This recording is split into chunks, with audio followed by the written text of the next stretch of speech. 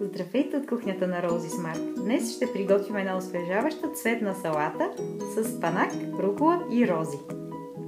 За дресинга са ни нужни зехтин, балсамова редукция, плодова, в нашия случай е от смокин, пресен лимонов сок, няколко листа пресен босилек, сладко от рози, една супена лъжица, сол и пипер на вкус, спанак и рукола, моркови, филирани бадеми, сушени боровинки и листенца от роза дамасцена от нашата градина. Почваме с дресинга. Нарязваме босилека на ситно.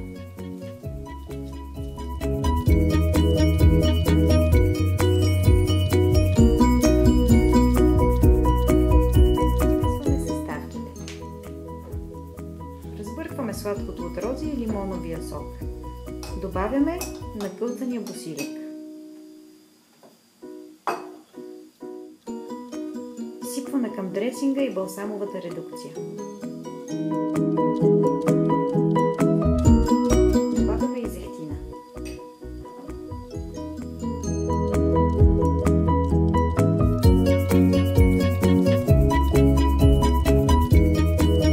Пипер на вкус.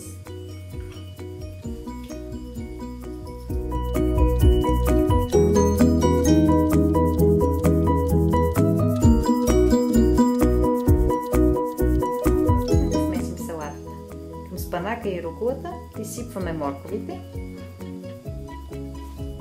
добавяме сушените плодове и ядките. Наливаме с дресинга и разбъркваме.